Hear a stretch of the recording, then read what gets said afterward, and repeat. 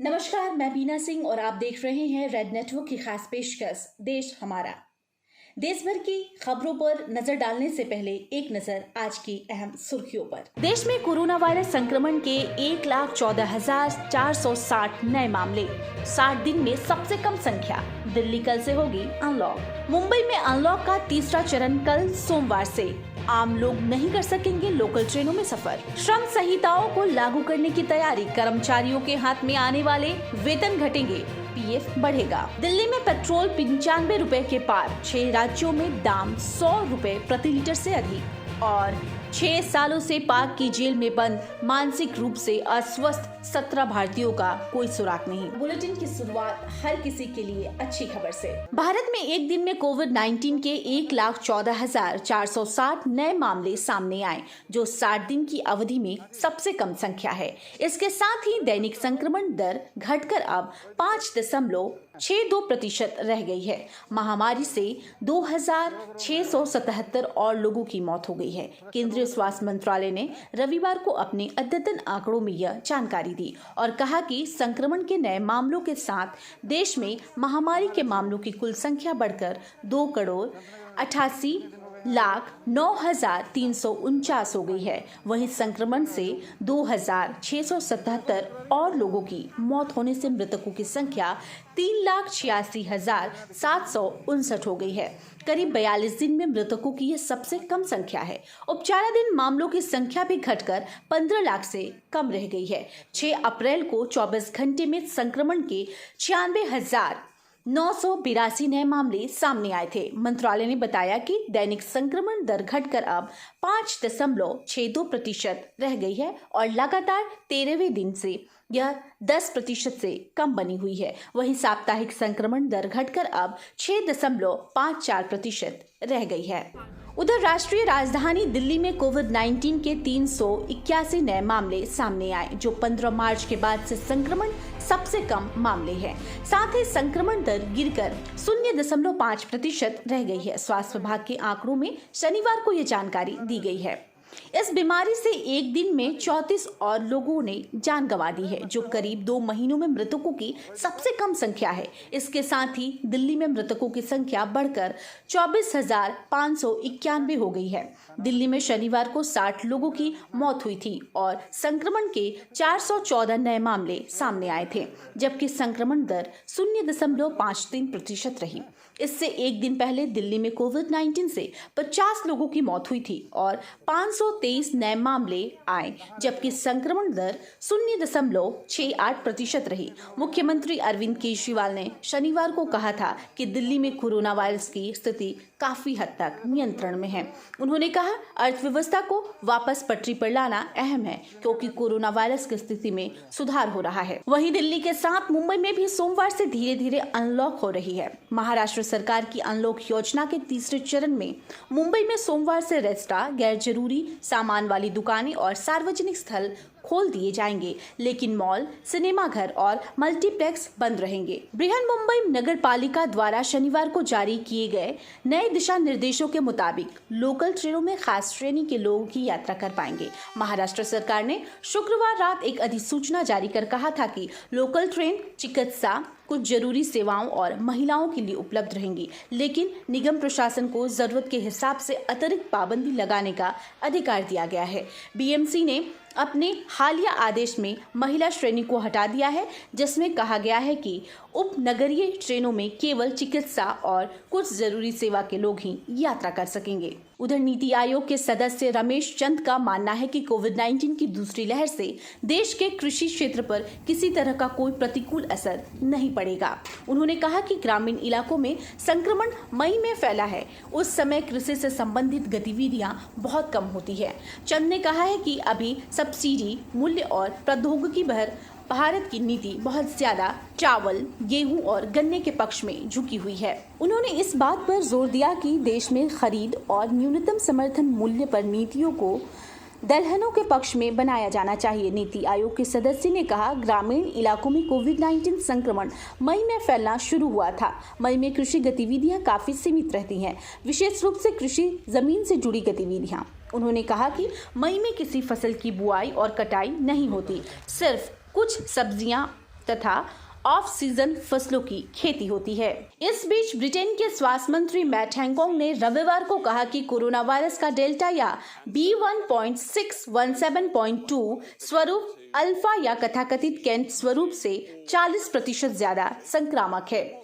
वरिष्ठ कैबिनेट मंत्री ने कहा कि देश में कोरोना वायरस संक्रमण के मामलों में हालिया बढ़ोतरी के पीछे डेल्टा स्वरूप का प्रसार है और इसने 21 जून से निर्धारित अनलॉक योजना को और मुश्किल बना दिया है। उन्होंने हालांकि यह बताया कि डेल्टा स्वरूप की वजह से अस्पताल में भर्ती अधिकतर लोगों को टीके नहीं लगे थे और बेहद कम लोगों को ही कोविड-19 टीकों की दोनों खुराक लगी थी। मंत्री ने कहा कि यह उस वैज्ञानिक सलाह को परिलक्षित करती है कि चिंता के कारक डेल्टा स्वरूप के खिलाफ टीके की एक खुराक अल्फा स्वरूप जितनी प्रभावी नहीं है और दोनों खुराक लेने से ही बचाव है।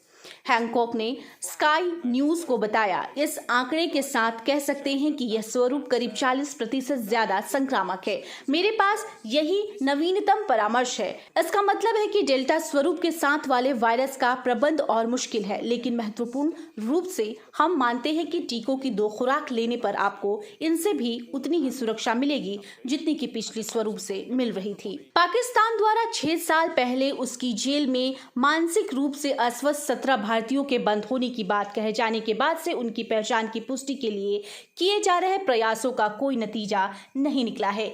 केंद्रीय गृह मंत्रालय ने उनकी तस्वीर अपनी वेबसाइट पर डाली है। राज्यों व केंद्र शासित प्रदेशों के साथ ही आम लोगों से भी सहायता मांगी गई है। एक अधिकारी ने कहा है कि उन्होंने अपनी सजा पूरी कर ली है, लेकिन राष्ट्रीयता की पुष्टि नहीं होने की वजह से उन्हें भारत नहीं लाया जा सका।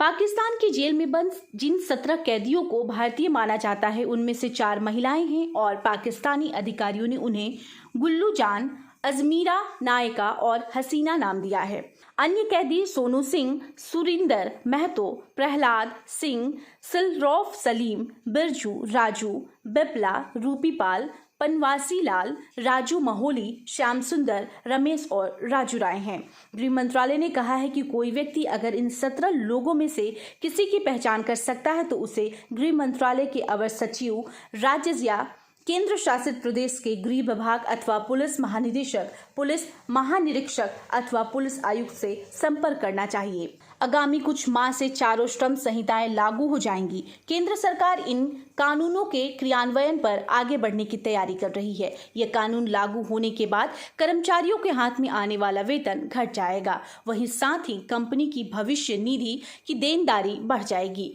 वेतन संहिता लागू होने के बाद कर्मचारियों के मूल वेतन और भविष्य निधि की गणना के तरीके में बड़ा बदलाव आएगा। श्रम मंत्रालय ने इन 4 संहिताओं के तहत नियम को अंतिम रूप भी दे दिया था, लेकिन इसका क्रियान्वयन नहीं हो सका क्योंकि कई राज्य अपने यहाँ संहिताओं के तहत इन नियमों को अधिसूचित करने की स्थिति में नहीं थे।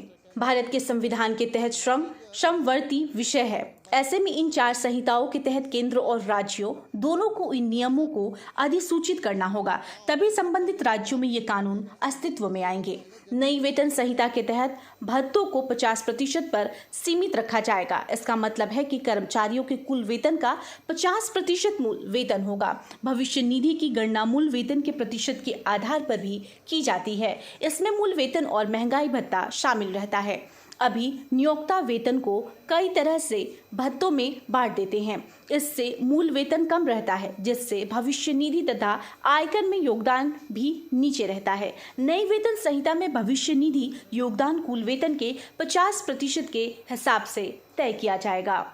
वाहन ईंधन की कीमतों में रविवार को एक और वृद्धि हुई। इससे राजधानी दिल्ली में पेट्रोल का दाम 85 रुपए प्रति लीटर के पार निकल गया। वहीं डीजल पहली बार 86 रुपए प्रति लीटर को पार कर गया। सार्वजनिक क्षेत्र की पेट्रोलियम कंपनियों की मूल्य अधिसूचना के अनुसार पेट्रोल का दाम 21 पैसे प्रति लीटर और डीजल का 20 पैसे प्रति लीटर बढ़ाया गया है। वाहन ईंधन कीमतों में 4 मई से 20 बार बढ़ोतरी हुई है। इससे देश के विभिन्न हिस्सों में अब पेट्रोल ऐतिहासिक उच्च स्तर पर पहुंच गया है। अभी 6 राज्यों और संघ शासित प्रदेश राजस्थान, मध्य प्रदेश, महाराष्ट्र, आंध्र प्रदेश, तेलंगाना और लद्दाख में पेट्रोल 100 रुपए प्रति लीटर के पार पहुंच गया है। पश्चिम बंगाल में चुनाव बाद कानून व्यवस्था की स्थिति को बेहद चिंताजनक करार देते हुए राज्यपाल जगदीप धनखड़ ने रविवार को कहा कि उन्होंने इस प्रतिशोधनात्मक हिंसा पर काबू पाने के लिए प्रशासन द्वारा उठाए गए कदमों के बारे में जानने के लिए मुख्य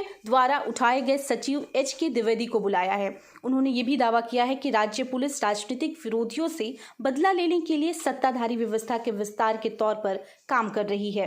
धनखड़ ने ट्वीट पर अपनी बात रखते हुए कहा है कि बंगाल में लाखों लोग विस्थापित किए जा रहे हैं एवं करोड़ों रुपए की संपत्तियों को नुकसान पहुंचाया जा रहा है। उन्होंने ट्वीट किया कि कानून व्यवस्था का बहुत ही चिंताजनक परिदृश्य, सुरक्षा के माहौल के साथ गंभीर समझौता किया जा रहा है। ऐसी मुश्किल स्थिति में मुख्य सचिव को कानून व्यवस्था के हालात और चुनाव बाद हुई हिंसा पर काबू पाने के लिए उठाए गए कदमों के बारे में जानकारी हासिल करने के लिए सोमवार 7 जून को बुलाया गया है। अलीगढ़ जिले में जहरीली शराब पीने से बड़ी संख्या में हुई मौतों के मामले में मुख्य आरोपी ऋषि शर्मा को रविवार सुबह गिरफ्तार कर लिया गया। वरिष्ठ पुलिस अधीक्षक कलानिधि नैथानी ने बताया कि शर्मा को अलीगढ़ बुलंदशहर के सीमा पर गिरफ्तार किया गया। उन्होंने कहा कि वो पिछले 9 दिनों तक अपने ठिकाने पर छिपे रहने के बाद दूसरे स्थान पर भागने की फिराक में था। उन्होंने बताया कि शनिवार रात पुलिस को सूचना मिली कि ऋषि अपनी गाड़ी से रविवार को बुलंदशहर जाएगा। इस पर पुलिस ने उसे गिरफ्तार कर उसकी गाड़ी से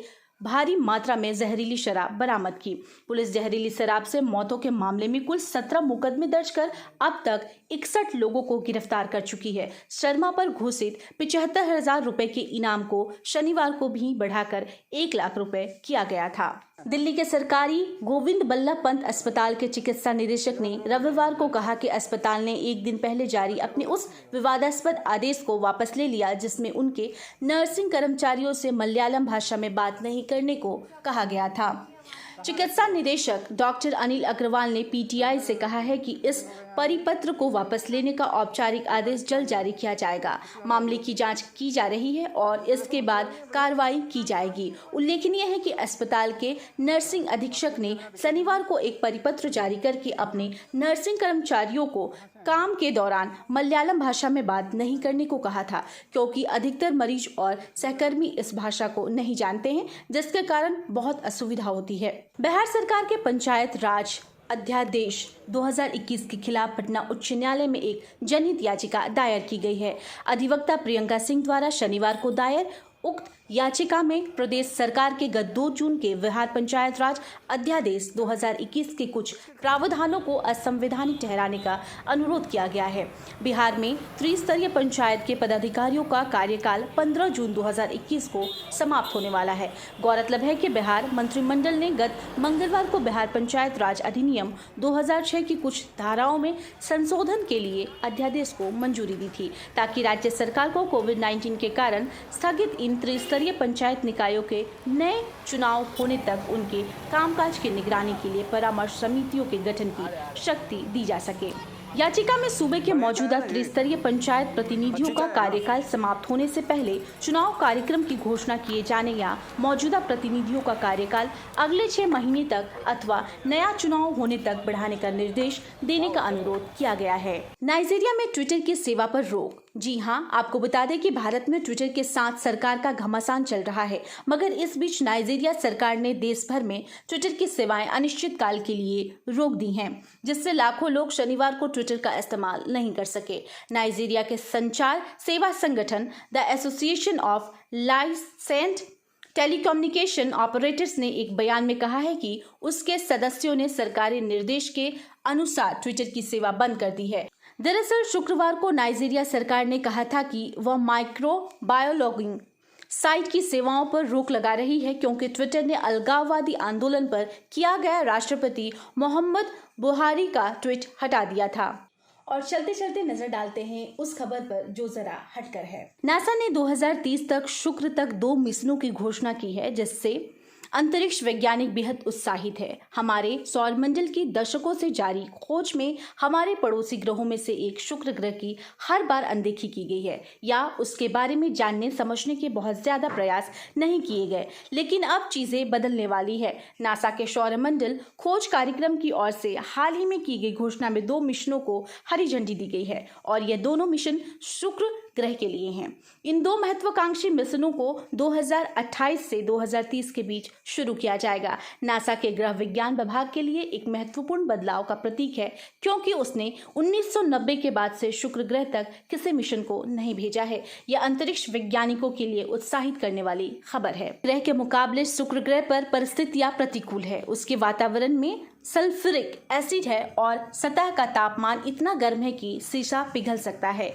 लेकिन यह हमेशा से ऐसा नहीं रहा है। ऐसा माना जाता है कि शुक्र ग्रह की उत्पत्ति बिल्कुल धरती की उत्पत्ति के समान हुई थी। तो आखिर ऐसा क्या हुआ कि वहां की परिस्थितियां धरती के विपरीत हो गई? धरती पर कार्बन मुख्यतः पत्थरों के भीतर मुख्य रूप से फंसा हुआ है, जबकि शुक्र ग्रह पर यह खिसक कर वातावरण में चला गया है, जिससे इसके वातावरण में तकरीबन 96% कार्बन डाइऑक्साइड है। इससे बहुत ही तेज ग्रीन हाउस प्रभाव उत्पन्न हुआ, जिससे सतह का तापमान 750 केल्विन तक चला गया है। ग्रह का इतिहास ग्रीन हाउस प्रभाव को पढ़ने और धरती पर इसका प्रबंध कैसे किया जाए, यह समझने का बेहतरीन मौका उपलब्ध कराएगा। इसके लिए ऐसे मॉडलों का इस्तेमाल किया जा सकता है जिसमें शुक्र के वायुमंडल की चरम स्थितियों को तैयार किया जा सकता है और परिणाम की तुलना धरती पर मौजूद स्थितियों से कर सकते हैं। लेकिन सतह की चरम स्थितियों का एक कारण है जिसकी वजह से ग्रह खोज के मिशनों से शुक्र को दूर रखा गया। शुक्र ग्रह अब तक किए गए मिशन योजना के मुताबिक नहीं रहे हैं।